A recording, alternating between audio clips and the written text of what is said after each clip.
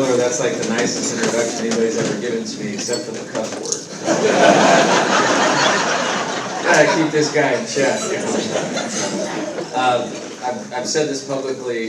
We just watched Tommy hit the ball over the fence against Wake Forest, and I've gone on record, and this may seem very shallow, but that was easily the greatest moment of my life. The ball actually went over the fence. Felt something in my body I'd never felt before.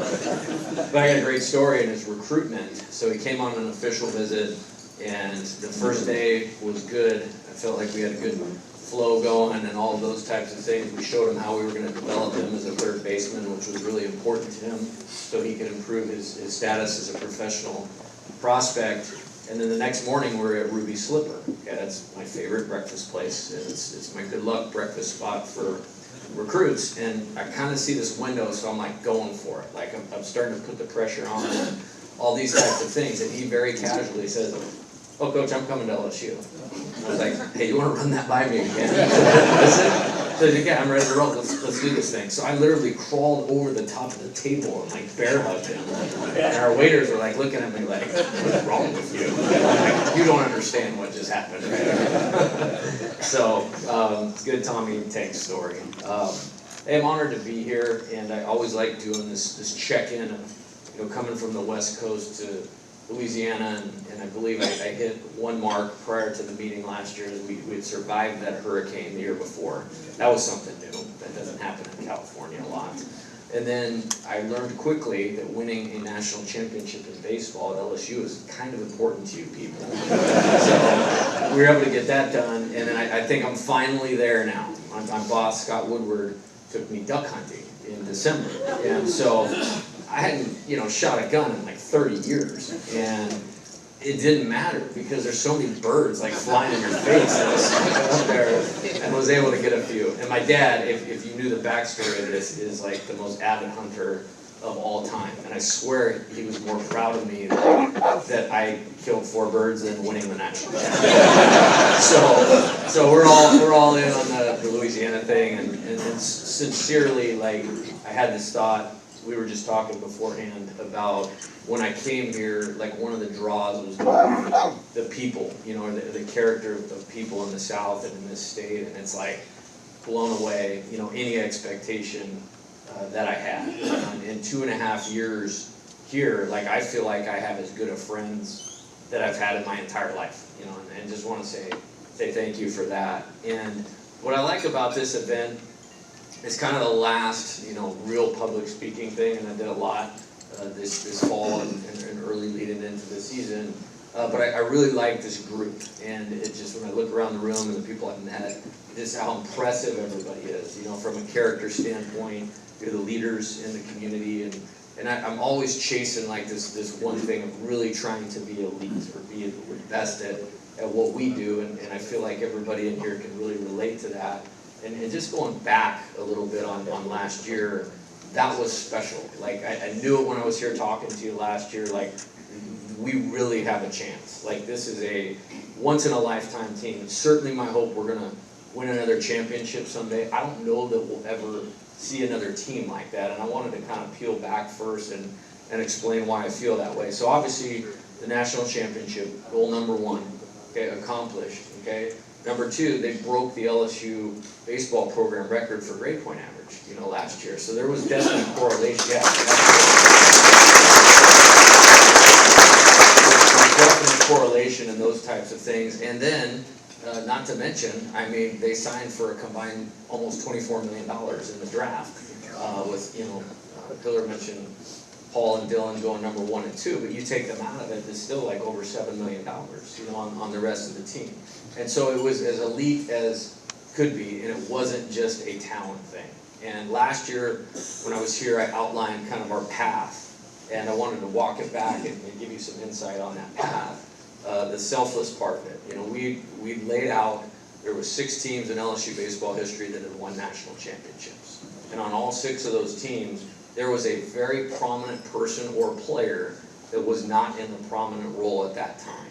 We talked about Warren Morris in 1996. Everybody knows he hit the homer against Miami. But nobody remembers, like, he redshirted in 1993. And nowadays, like, asking a player of that caliber, hey man, you're not even going to play one play of the season, it's hard to keep them around. You know, that's just the way that it is now. So think about how different, you know, our program would be viewed historically if that moment hadn't happened. I'm sure Coach Bergman would have just got somebody else to hit a home run. Like, it's magic. But we talked about that. We talked about Kurt Ainsworth, you know, Marucci in 1997. He redshirted on another national championship team. I very vividly remember this. He's like, my job when we went to Omaha was to throw batting practice in the cages to our hitters to get them ready to win. Well, like 5 years later, the guy was in the Major League World Series. He was a starting pitcher for the San Francisco Giants. But he was able to handle that. You know, Ryan Jorgensen, backup catcher to Brad Cressy, longtime Major League player. Mikey Ma took Austin Nola. So we gave them the examples of like, if you really want to do this, we have to be that way. So now it's really awesome to talk about how some of that stuff manifested itself. Josh Pearson, okay, from Omaha, in game 1 of the finals, and we had to win game 1, because we all saw what happened in game 2. He makes that leaping catch, you know, in left field in extra innings in a tie game from Wyatt Langford that gets us to the next inning for Cade Beloso to hit the home run and for us to win. In game 3, I mean, he hits a huge homer, and like, you guys showing up in Omaha was unbelievable, by the way.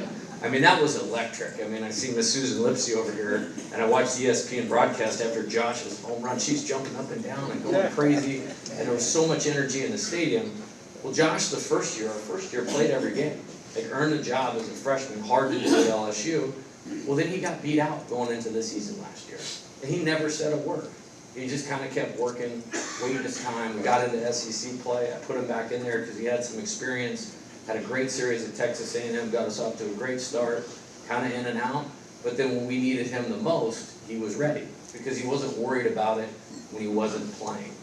Braden Joe Barrett, you know, had 18 home runs the year before. Same kind of thing, in and out of the lineup. So I replaced him with Josh in that series. Didn't play one pitch of the entire series at Texas A&M. Came in Monday, and as a coach, you're kind of thinking like, okay, here we go. Now we're going to start to have some problems. He goes, hey, Coach, I'm good with everything that's going on. I trust you 1,000%.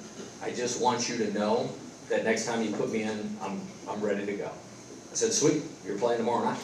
And he got to another level. And if you followed our team, when Braden played well, we were nearly impossible to beat. I mean, nearly impossible to beat with all those other great players. But he was ready because he placed the needs of the team above his own.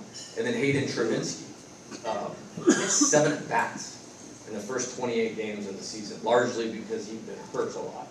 And then when we needed somebody to step up after an injury, he went right in there. And other than Dylan and Tommy, there wasn't a more important hitter in our lineup last year than Hayden. So it's really fun to come back and say, hey, we're going to have to do this, and be able to come back and give you 3 examples of guys that had that type of maturity.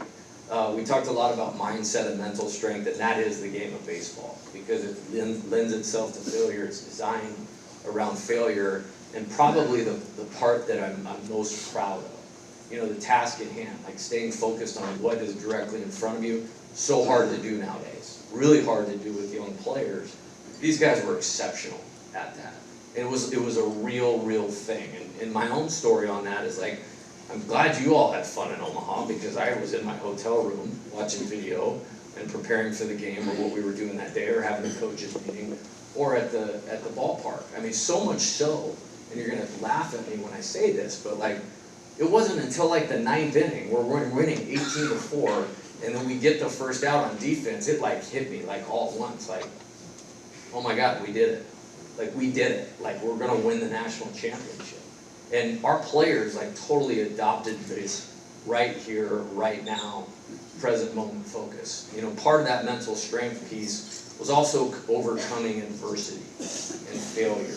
And that was all over the season. I really believe we lost 4 pitchers last year to season-ending injuries that will pitch in the major league someday and won the national championship. That's not happening anywhere else on any other team. So to see guys step up, you know, Gavin Guidry step up and replace, you know, a Garrett Edwards or Jaden Nudes or Chase Shores is remarkable. You know, just the ability to overcome difficult circumstances. The SEC tournament, we lost 2 out of 3 games, largely because of me. I made some decisions that weekend, like, hey man, I'm focused on the NCAA tournament. It doesn't mean we weren't trying to win. So keep coming to Hoover, because that's a really fun deal, and we need your support there. And I also want all the future recruits to turn on the SEC tournament and see the stadium full of purple. But we pulled Paul Skeens out in a game against Arkansas early, where there's no way I'm taking that dude out of any game with the bases loaded. Like, he's gonna get the guy out. But he'd thrown 32 pitches in the end. And I didn't want to put him at risk for injury for the postseason, or for getting $9.2 million and on his way to the major leagues. Same thing the next day with Ty Floyd. I didn't play Tommy in the last game against Texas A&M. His shoulder was beat up a little bit. But after that game, we kind of went back to the hotel, and I kind of used this opportunity, like, hey, look, you guys have been exceptional, but we're not exceptional right here at this moment, okay? So we need to hash it out. We need to put it all on the table, and when we get on a bus to go home tomorrow morning, it's right here, right now, we're moving forward. And so I laid it out, let me have it a little bit, and get all on the table. And then they had a players only meeting, that was very powerful. I mean, I'll just kind of leave it at that. And then it didn't matter who was showing up here the next week in the regional or the super regional. The New York Yankees were not beating us.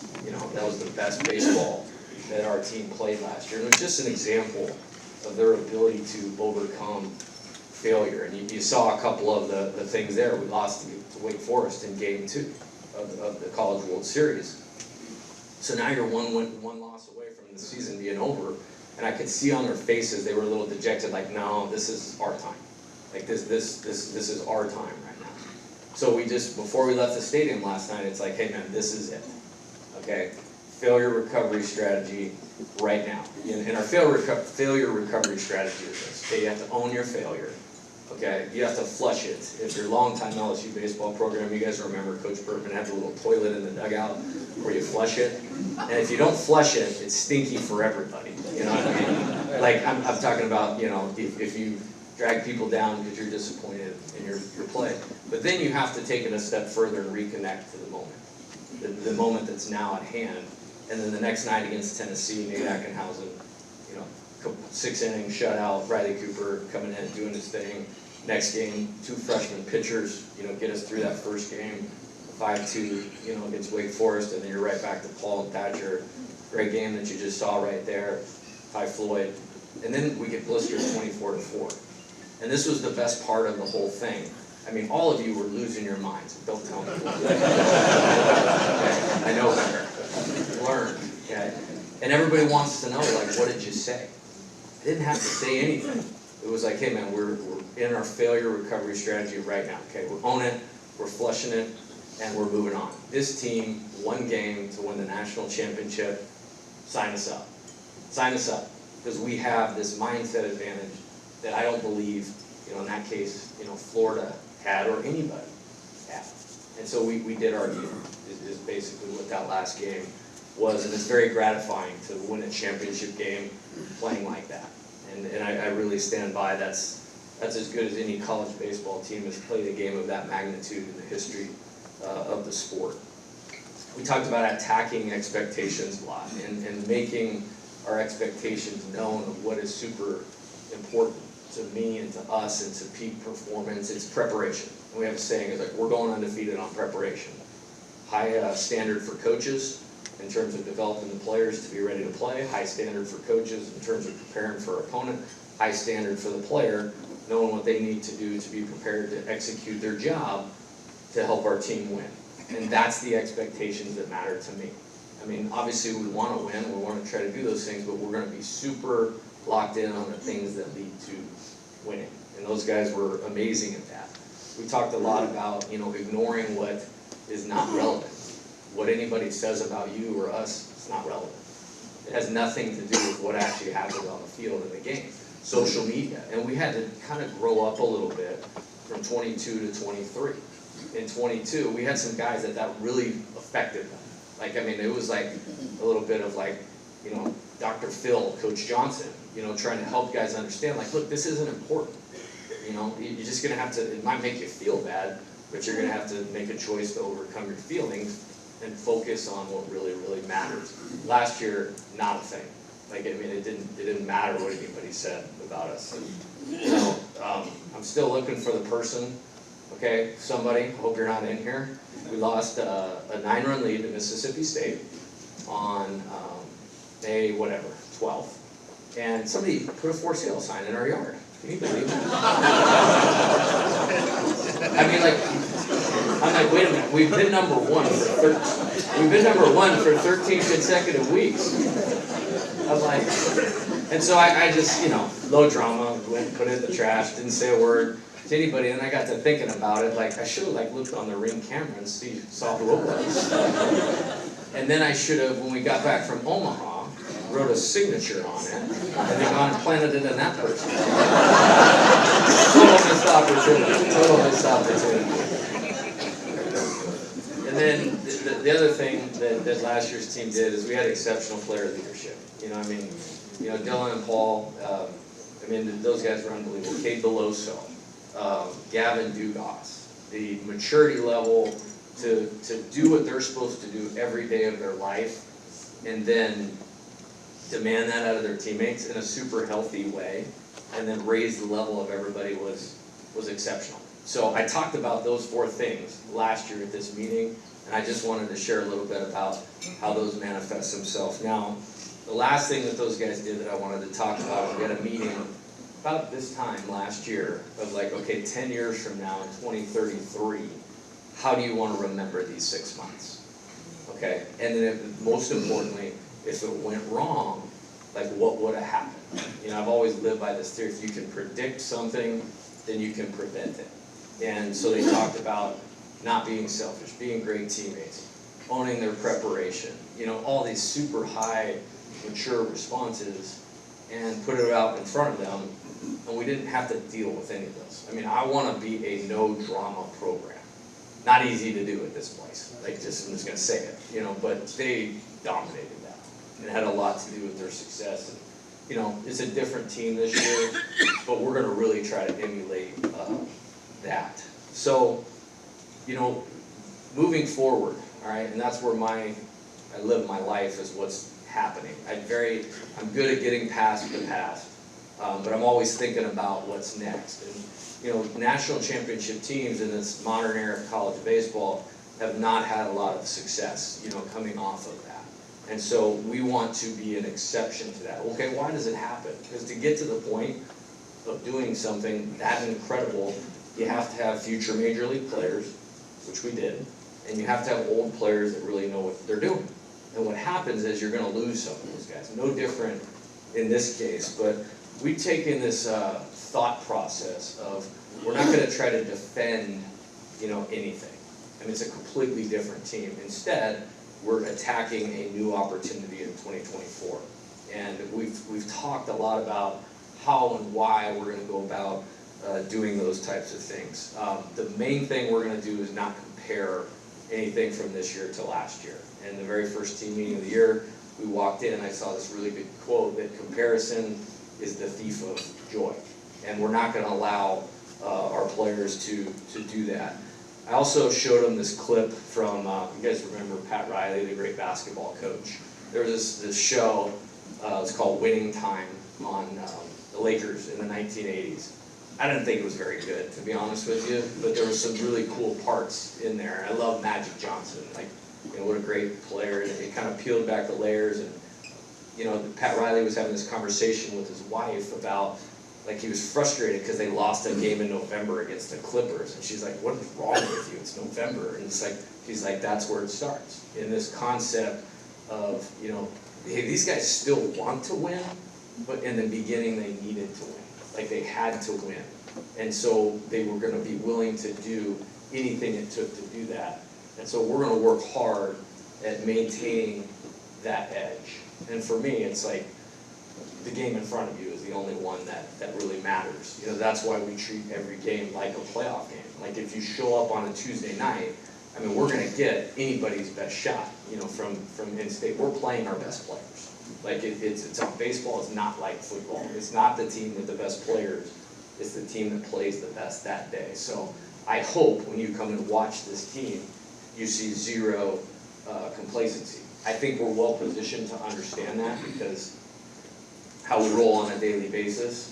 But last year, they had to do that with the high expectations that they had. So I don't think we'll have any issues, with that. Remaining selfless, a common message is, okay, you have 20 plus players that were on that team and they won the national championship.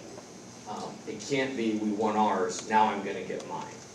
And so we've addressed like how we're gonna go about doing that. I'm super proud of the Thatcher Herds, the Hayden Travinskys, the Alex Malazos, Josh Pearson, Will Helmers, Tommy White, all these guys watched this incredible player leadership that we had and are paying it forward, with our new players. Like, you'd be super proud of what's going on in that building relative to those things. And then the young players, okay, we're trying to recruit at a really high level and bringing in real talent. There's a couple of freshmen that we just brought in that are the next superstars of LSU baseball.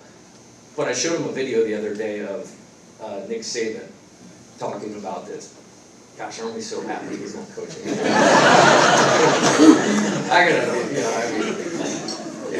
It's good. I can talk about it, how much he's one of my favorite coaches without you all getting upset.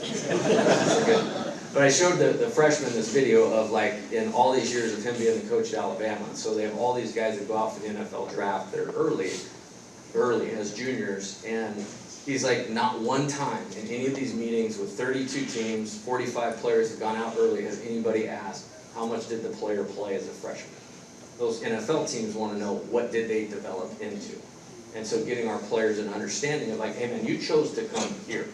Okay, we're trying to make this that, or try to do something similar to what Coach Bertman did. This is part of that.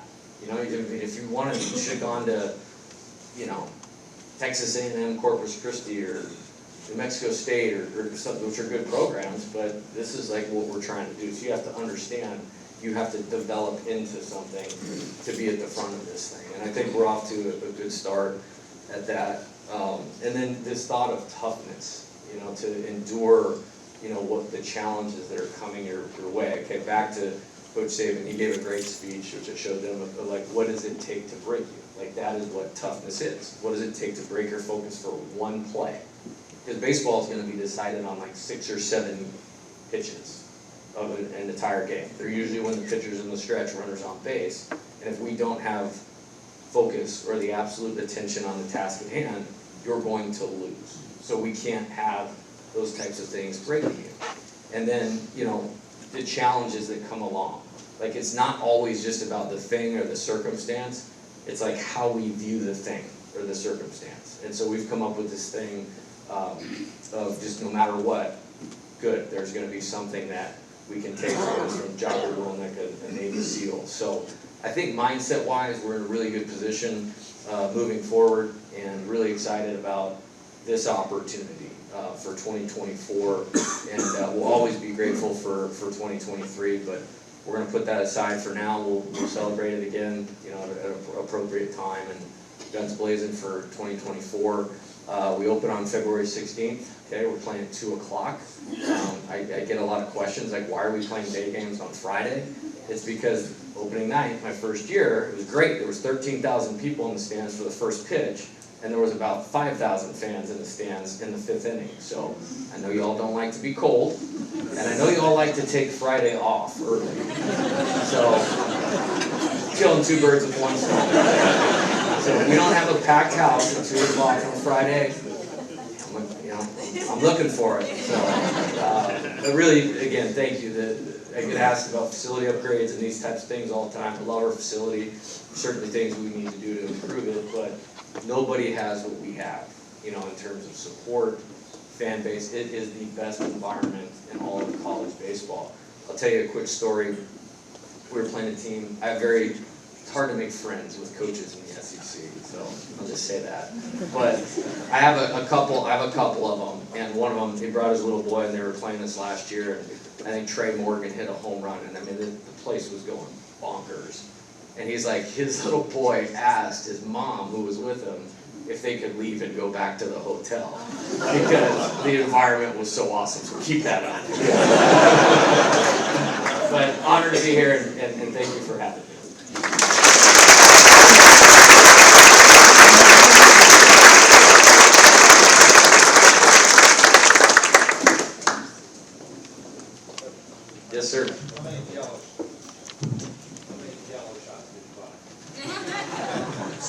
I'll be honest, when somebody was asking me about that when we showed up in Omaha, I have no idea what a Jello shot is. I do now, but I actually don't drink, so I was a goose egg. So thank you. I know you guys like to win at everything. You clearly want to win. If you have a question, we have the mic right here. Just raise your hand.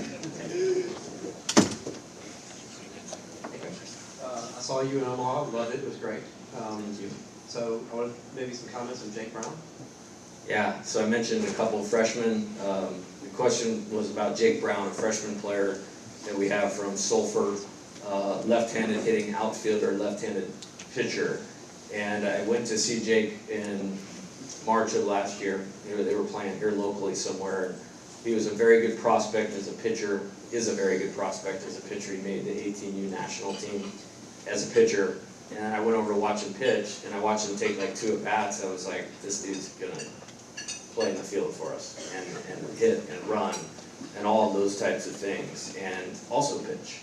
And he's the real deal, and I'll just pass it along with this. He's a terrific athlete, he's a terrific baseball player, but the competitive character and some of the qualities I was talking about, this is what we want an LSU baseball player to look like in terms of talent, toughness, character, all of that. I mean, he definitely was the best player in Louisiana last year, and yeah, I couldn't be happier to have him. Like I just mentioned how difficult it is for freshmen to play and make a positive contribution. He's going to definitely be able to do that.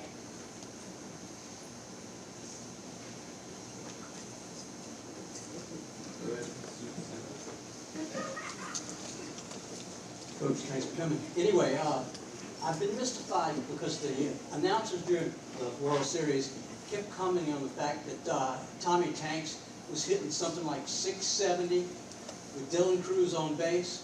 Well, I mean, I would regard that as a big fat lie, but apparently the numbers bear it out. How could he be that much more successful in that situation than the rest of his at-bats? What accounts for that? You know, I think Dylan is a once in a lifetime overall player. I said this last year. My good friend Billy Patrick reminded me of this. Like I told you last year, like you needed to come watch Dylan Cruz play, and he was on base at he had his on base percentage like 580 or something like that. I've never seen or heard of anything like that. And then once he's on base, there wasn't anywhere to put Tommy. And you're talking about maybe the second best hitter in all of college baseball. So they had to throw him pitches to hit. And I think it just really accounted for what you saw out of him. And Tommy just has this clutch gene, it factor. I mean, the guy loves RBIs the way I love wins. You know what I mean? And, I mean, he's not leaving anybody out there very often. So. I'm Jay. Yes, it was so exciting, 10 games in 10 days in Omaha. I did wanted to mention this one thing that was just so beautiful and emotional, and I'll never forget it, is after you won the big game and everybody dog piles, all the team dog piles, Paul Skeens came running on the field in the dog pile with Alex Milazzo on his back because he broke his shin. Yeah. And it was so beautiful, and for him to do that, and first it's how Paul Skeens didn't break his back, but it really stands out to me as one of the great moments. Yeah, thanks for Susan for bringing that up. And you know, nowadays, I mean, the image thing, especially with young people, is a thing. I mean, it's right there. That is who Paul is. I mean, that's 1,000% who Paul is. And I mean, 100 miles an hour. I mean, broke the SEC strikeout record. You may never see a pitching season like that ever again. And I knew he was really good. Like, I knew he would be a big-time impact for our team. I didn't expect that type of performance, but that picture, that is why he was so important to get here, to elevate everybody else in the program. And so he's another guy that obviously should be appreciated. We only had him for 11 months, but the on the field and off the field impact of Paul is remarkable. And that's exactly who he is as a human being. Thank you guys very much.